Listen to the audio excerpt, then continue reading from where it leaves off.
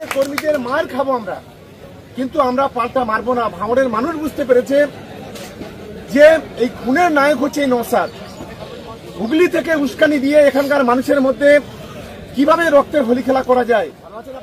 আরকে TV news Bangla সকল দর্শককে স্বাগতম। এই মুহূর্তে দেখতে পাচ্ছেন যে বিধায়ক শওকত মোল্লা একেবারেই ভাঙড়ের জমিনে যে ব্যক্তি কিন্তু গত ইফতারি পার্টির দিনে যাকে ইফতারি আশাকে কেন্দ্র করে আইএসএফের ছেলেরা তার উপরে চড়াও হয়েছিল এবং তাদের অভিযোগ তাদেরকে মারধর করা হয়, সেই একেবারে এলাকায় আসলেন বিধায়ক শওকত মোল্লা মহাশয়। একেবারে দেখতে পাচ্ছেন থানার সঙ্গে কিন্তু আছেন ভাঙড়ের তৃণমূল কংগ্রেসের স্থানীয় নেতৃত্বরা। দেখতে পাচ্ছেন যে বিধায়ক শওকত মোল্লা আসছেন এবং বিধায়ক শওকত মোল্লা কি দাবি করছেন, মারাত্মক দাবি করছেন, কিন্তু বিধায়ক শওকত মোল্লা কি দাবি করছেন সেটাও আপনাদের শোনাবো।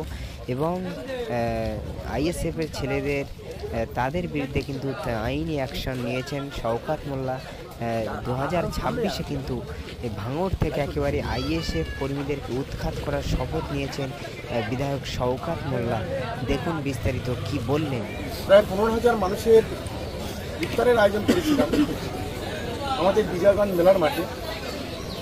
যখন আমাদের কোচপুকুর থেকে ইফতারে যাচ্ছিল আইজেল ভাইরা, তখনই কিন্তু এই সমাজের কিছু পশু আছে, মানে পশুভিত্তিক মনোভাব নিয়ে যারা চলে, সেই জানোয়ারগুলো আমাদের পঞ্চায়েত সদস্যর হাজবেন্ড, আমাদের দলের নেতা, তার উপর আক্রমণ করেছে। মানে যারা ইফতার করতে যায় রমজান মাসে, তাদের উপর যদি আক্রমণ করে, কোনো ভালো প্রকৃতির মানুষ, ভালো স্বভাবের মানুষ বা কোনো ধর্মীয় মানুষ এই কাজ কখনো করতে পারে না। কারা করে? এরা হলো সমাজের এক ধরনের কীট, পতঙ্গ যাকে বলা হয়। এরা হচ্ছে তারা। এদের কোনো জ্ঞান নেই, গম্ভীর নেই, এদের কোনো মান নেই, সম্মান নেই, এদের কোনো দয়া নেই, মায় নেই, নীতি নেই, নৈতিকতা নেই। সেটা আমরা বারে বারে প্রমাণ পেয়েছি। আজকে তারাই কিন্তু আইজেল ভাইয়ের আক্রমণ করেছে। কিন্তু আমরা সঙ্গে সঙ্গে পুলিশ প্রশাসনকে বলার পর পুলিশ প্রশাসন এফআইআর নেম যারা, তাদেরকে অ্যারেস্ট করেছে এবং বর্তমানে তারা 6 দিনের পিসিতে আছে। এবং আমরা আমাদের দিক থেকে যত রকম আইনি সহায়তা করার দরকার আমরা প্রশাসনকে বলেছি যে তাদেরকে দৃষ্টান্তমূলক শাস্তির ব্যবস্থা করা। সেদিন যদি যে মানুষ জমায়েত হয়েছিল, সেদিন যদি আমরা শুধু একটা কথা বলতাম যে ওখানে ঘটনা করেছে, আমাদের কর্মীদের উপর আক্রমণ হয়েছে, এক্ষুনি যেতে হবে, সেদিন কিন্তু অনেক বড় ঘটনা এখানে ঘটে যেত। অনেকেই বলেছিল, আমি বললাম না, মাথা ঠান্ডা করে আমাদেরকে রাজনীতি করতে হবে। ওই সমাজ বিরোধীদের ফাঁদে পা দিলে হবে না। কারণ এদের কোনো আগা নেই, গোড়া নেই, পাঁচতলা নেই। একটা ভাষা কাঠের মতো রাজনীতি করে সারা বাংলায়।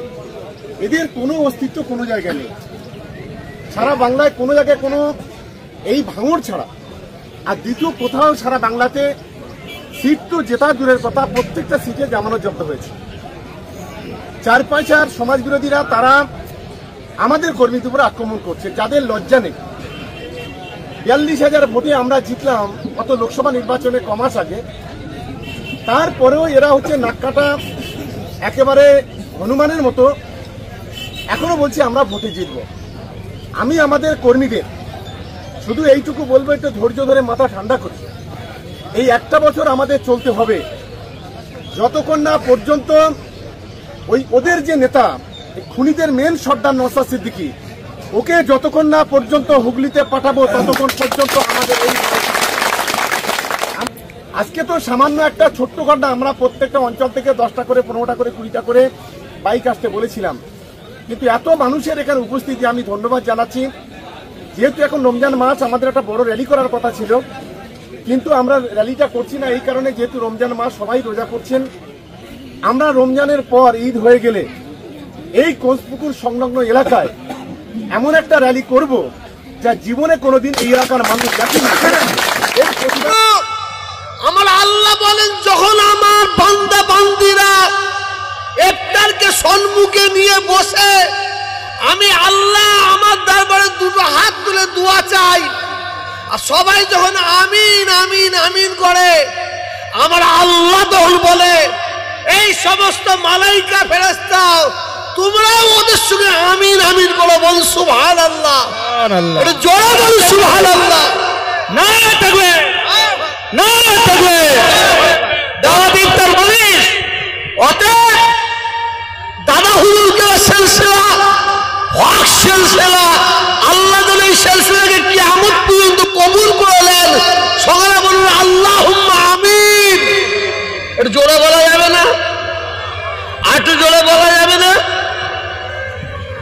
মুনাফেকে আমিন তুলবেন না, ইমানে আমিন বলুন। ইমানে আমিন বললে আল্লাহ আরশে আযমে পৌঁছাবে।